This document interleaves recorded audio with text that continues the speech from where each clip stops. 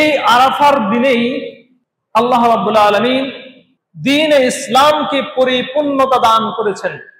রাসূল সাল্লাল্লাহু আলাইহি ওয়াসাল্লাম নবুয়তের শেষ দিকে বিদায় হজের সময় আরাফার দিন শুক্রবার রাসূল সাল্লাল্লাহু আলাইহি ওয়াসাল্লামের মাধ্যমে আল্লাহ রাব্বুল আলামিন দ্বীন ইসলামকে পরিপূর্ণতা দান করেছেন। আল্লাহ রাব্বুল আলামিন কোরআনুল কারীমের সূরা মায়েদা 3 নম্বর আয়াত নাজিল করে জানিয়ে দিয়েছেন, আল ইয়াউমা আকমালতু লাকুম দীনাকুম, আজ আমি তোমাদের জন্য তোমাদের দ্বীনকে পরিপূর্ণ করে দিলাম। আরাফার দিনের অন্যতম একটা ফজিলত হলো যে আরাফার দিনে আল্লাহ রাব্বুল আলামিন দ্বীন ইসলামকে পরিপূর্ণতা দান করেছেন। তো আল্লাহ রাব্বুল আলামিন বলছেন, আল ইয়াউমা আকমালতু লাকুম দীনাকুম, আজ আমি তোমাদের জন্য তোমাদের দ্বীনকে পরিপূর্ণ করে দিলাম।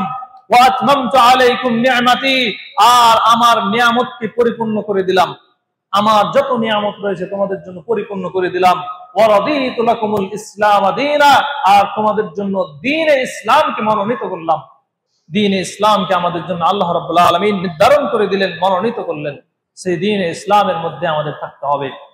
তাহলে এটিও একটি আরাফার দিনের অন্যতম ফজিলত যে আরাফার দিন আল্লাহ রাব্বুল আলামিন দ্বীন ইসলামকে পরিপূর্ণতা দান করেছেন।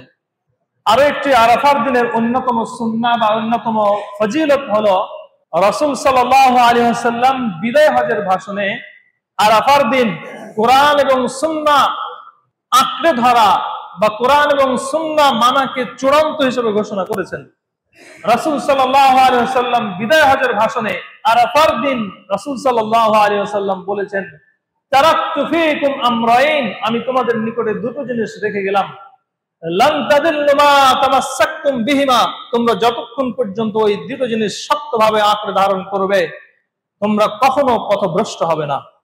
যতক্ষণ পর্যন্ত তোমরা ওই দুটো জিনিসকে আঁকড়ে ধারণ করবে তোমরা পথভ্রষ্ট হবে না। একটা হলো কিতাব আল্লাহ ওয়া সুন্নাত রাসূলিহি, একটা হলো আল্লাহর কিতাব আর একটা হলো রাসূলের সুন্নাহ মানে কোরআন এবং হাদিস।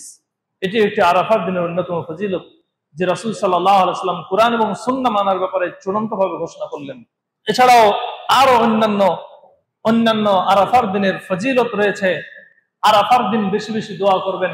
রাসূল সাল্লাল্লাহু আলাইহি ওয়াসাল্লাম বলেছেন, খায়রুদ দুআই দুআ ইয়াউমে আরাফা, খায়রুদ দুআ, শ্রেষ্ঠ দোয়া হলো দুআ ইয়াউমে আরাফা, আরাফার দিন যেই দোয়া করা হয়।